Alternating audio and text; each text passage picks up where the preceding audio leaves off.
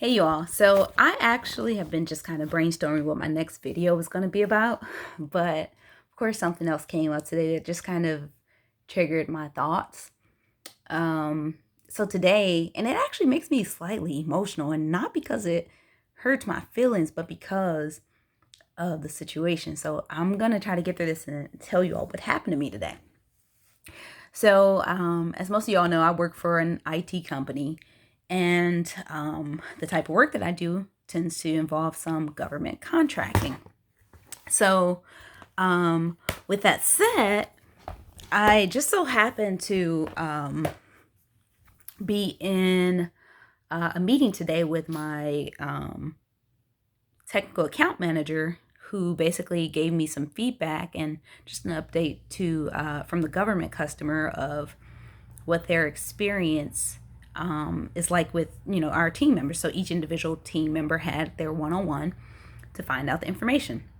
So the information for me was basically like, they like me. I'm fairly new to this contract. I just started. Let me add some background information here. So I just started on this contract a few weeks ago, really technically like 2 weeks ago. I am the only female on this team. I am the only African American female on this team, and the only African American from my company. There's like two other government African American employees. Sorry, y'all, I'm a little dry today. And that's it. So, with all of that said, I found myself in a review today, just basically telling me that my government customer felt like they really like me. They like my ability to follow up rapidly in the way that I execute on tasks. They like the way that I do my note taking, because I'm very thorough about my note taking. I'm very thorough about making sure I do a follow up and so forth. And I'm very innovative in the things that I bring to the table. If I see a space for something to be created or fixed, then I kind of jump right into it.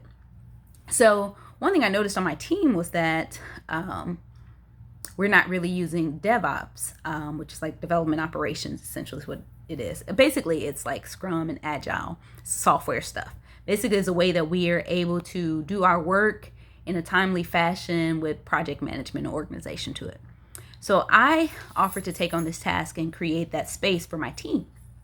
And of course, everyone was on board in the last team meeting, but in the information I got back, they kind of just wanted to, the government customer wanted to scratch it because they felt like we were getting enough out of just using a task board, which is not enough. When you have a customer coming to you throwing random projects at you, you never get to a state of finish or a state of done. And also, acceptance criteria is not very clear around the task. So that's part of kind of what I do. I am a certified Scrum Master, and so I do look at projects and say, okay, how can we better make this project more efficient, where we're not taking as much time up doing these projects, and we're actually having tangibles as an end state, so that when you go back to your customer at the end, you can say, we did X, Y, and Z on this contract, and this is why you should renew with us. So that's basically my thoughts behind it, right? So my customer decided to nix the DevOps because they just wanted to do it their way, where they just throw random tasks at you and I'll just figure it out. So it's a little bit of chaos in it, of course. But that's all fine and well. So that wasn't really a big issue for me. The issue for me was that the final comment that came back was that one of the customers stated that they did not like that I corrected the way in which my name was pronounced. Yeah, the way in which my name is pronounced. My name is pronounced. So so I talked, and I was just asking them, like, okay, the person on my team, my internal team, I was talking to him and I was asking him, he was telling me, well, they basically said that they felt like it wasn't the right place or time for you to correct your name during a meeting that was my introduction to the team. So my approach wasn't aggressive or anything. My approach was simply, I was introduced as Draya, and I pronounced my name as Draya. So I said, hey everyone, my name is pronounced as Draya. And then I went on to tell them who I was, where I come from. Granted, I have a very strong background in the government sector.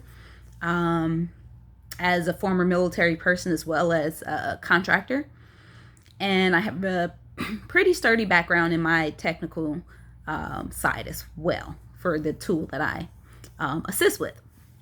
So, I gave all of this information. I also informed that I was a Scrum Master. I know it's gotten back to me that it's such a big thing to them that they've made a comment about me mentioning being a Scrum Master, but that's who I am. I actually studied. I went through a training course and I passed an exam for that. So that was all a big deal. And then it was told to me like, oh, we don't want you to do this task or these tasks that someone else is hired you to do. We want you to do this, this, and this, some other stuff.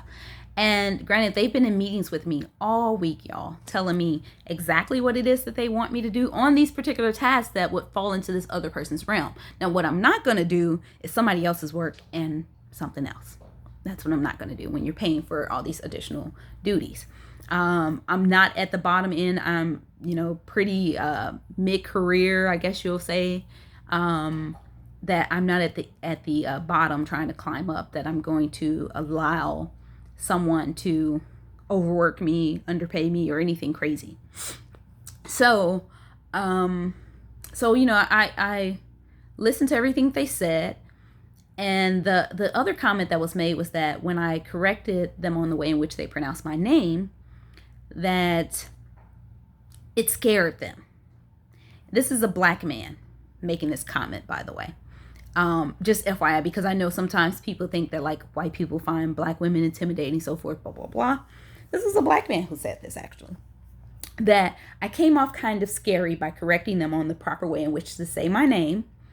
And and now they're afraid to approach me or ask me anything because they're afraid they may say my name incorrectly instead of just asking me, right? Now, mind you, my name is Draya, short from Andrea, right? It's not Andrea, it's Andrea, which is pretty basic compared to the fact that majority of my team are Indian or Asian members who have very different names from American Standard and Grammar.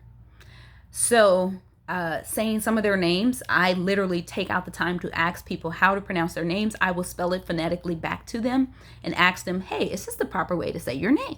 Because I want to get it right out of respect for you, because it is your name. It's the thing that you've been given, that you've gone by all of your life. And I should not tear your name up because it's something that was value given to you from someone valuable in your family.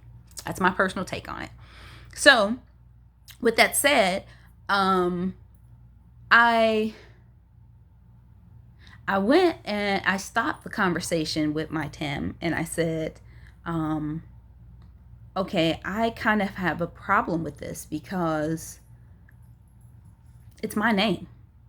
And under diversity and inclusion, telling someone how to correctly say my name is well within standards.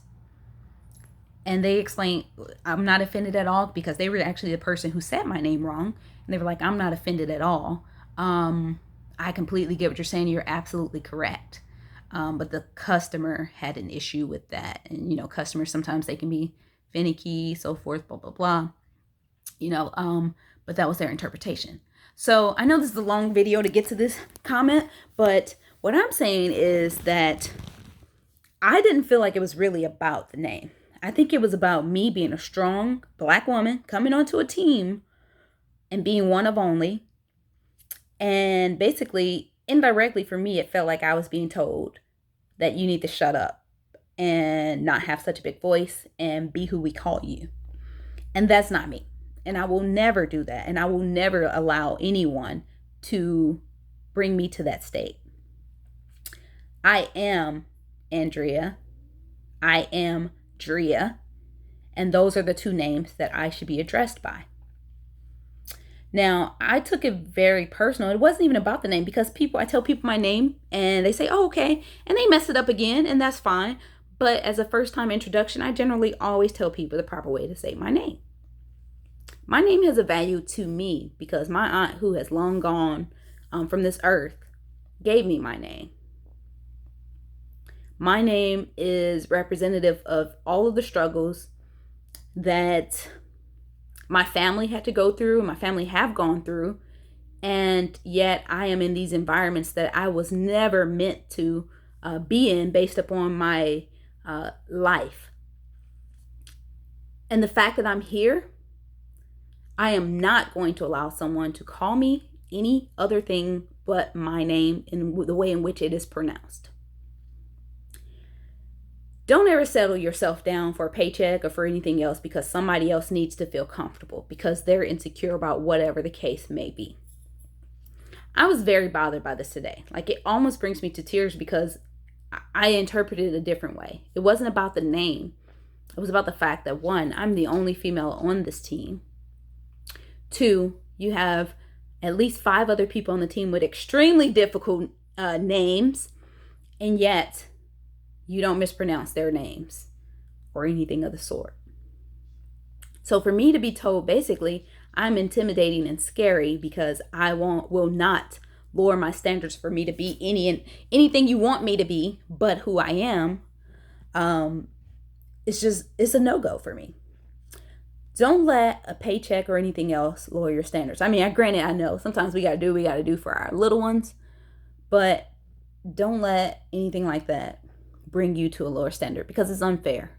And it's something that we're dealing with in the workforce that definitely has to change. And it doesn't change if we just sit back and sit quietly. We must speak up. We must do our part to ensure that everyone upholds the standard because things will never change. So as long as we go with the status quo. And I am not a status quo goer, as most of y'all already know. So that's already out of the window. But to tell me that I am in the wrong for speaking up and saying, no, my name is Draya, will never be acceptable in my book. So of course, I had to address it. And I did. And we'll see what the outcome becomes of all of this. But that's not the point of the outcome that I wanted to share here. The point that I wanted to share is never lower your standards or let someone make you small. Never allow someone to dictate who you are. Be respectful. Be considerate of others. Be inclusive of others. But never sacrifice who you are to fit in with others. And that's what I wanted to leave with you all today. It's a very touchy and emotional subject for me. If you all haven't been able to tell by my face, it's taken a lot in me to kind of just keep it together. But I just wanted to get on here because I think that's hugely or majorly, whatever you want to say, it's very important. It's super important. Be who you are. Be who you were born to be. Stand up and have a voice when people tell you to shut up and sit down. And always do what is right and stand up for what is right. And if you're one of those men in the room who have an only female team member, be the advocate for her. If you're one of those females in the room that have an all-female team and only one male team member, because I've seen that as well in certain work environments. Be the advocate for him and stand up for him and speak up for him. We have to take care of each other. We have to look out for each other and never sacrifice who you are for the sake of someone else's insecurities. That's all I got for you all. Remember, please stay positive, people. Keep positive energy around you. Ignore the negative energy, the negative comments, and just keep pushing forward, people. And let me take a breath. Keep positive impact in this world because we need it more than anything right now. I love you all and I wish you all the best. Take care.